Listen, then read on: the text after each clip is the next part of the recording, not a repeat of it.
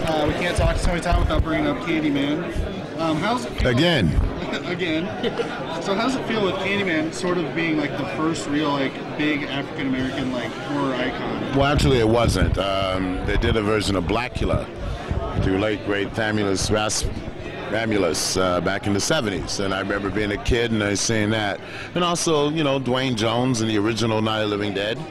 So which inspired me that there was hope being a trained African American actor and actually getting a work. So we can never believe that we are the sole proprietors of anything. Whatever you do, no matter what walk of life, there's always somebody that's done it better and done it before you. I just want to continue the legacy. Bringing up Night of the Living Dead, was it sort of daunting to take over the big role in the remake? No, and I mean this with all respect. Dwayne Jones is fantastic, but I'm confident enough to know that I can make anything my own.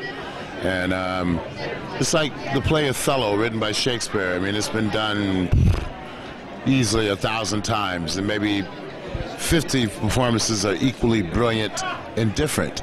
That's the thing about living in the same story. And the key thing is just to get out of the way of the story and make sure the story tells itself. And Anchor, you had an integral part in Anchor Bay's Hatchet. I had fun. Well, I worked with John Beekler, who's did the special effects on Hatchet. He and I did we did this together, Dr. Jekyll and Mr. Hyde, coming out in February. And he called me and said, "This is a young filmmaker, and you should take a look." And it turned to work out. And they promised me that the second one, my character is on equal footing with Mr. Hodder, because I have to go out to the swamps to confront him personally. So it was fun. One day out of my life. What can you tell us about The Man from Earth? The Man from Earth is such a pleasant surprise. My ex-wife was in the hospital when I received that script, and I took it over. She was in ICU for a minute, and I took it over to her and I read it and I asked her opinion. She's always been my muse, my spiritual guide. She said, "You must do this," and I said, "Well, that's enough for me." And it was a difficult shoot, very low money, low budget, worked out in the desert, which is brutally cold at night, and we rehearsed for a week and shot for a week. But it's turned out to have this cult following that's just building momentum. I believe on IMDb it's ranked the 6th most popular entity of the year, which is a very, very well surprise. So people are paying attention. It's a movie that makes you think. It's written by the late, great Jerome Bixby, who wrote Fantastic Voyage, Mirror, Mirror episode of Star Trek, countless other things. So, we've noticed that you've been on a lot of the Star Trek episodes, Angel, Valerie on the Stairs for Masters of Horror. Do you enjoy working with a lot of prosthetics? Do I enjoy prosthetics? I know a lot of actors don't like. Well, applying prosthetics is an unnatural act.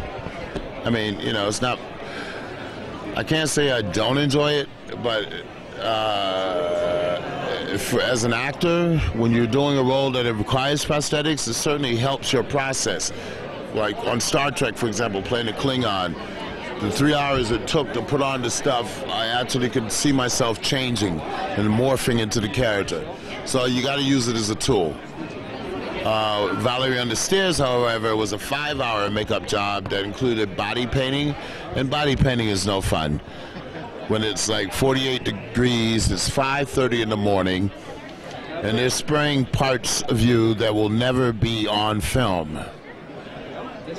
And they haven't figured out a way how to heat the paint yet. So just imagine. So yeah, I get cranky when somebody's spraying, and I'm saying, why are you doing that? Why are you doing that? So any chance we're going to see another Candyman? I hope so. I hope you see another Candyman. The problem with Candyman is the 3 versions we did are each owned by a different studio. Okay? So whenever it comes up again, they all try to have a pissing contest with each other, trying to determine who's going to be the one that's going to do it. So it's greed, once again. Whether I'm doing it or not, of course there'll be another Candyman. I hope it doesn't come to that, but I mean, over the years, different proposals been pitched to me. One was Candyman versus Leprechaun, and I said I didn't know we were making a short movie. The last thing I heard was Candyman collaborating with Freddy. Not versus, not to be confused with that, but us teaming up, you know, worlds that are facing apocalyptic consideration and who comes in to save the day, but Freddy and Candyman.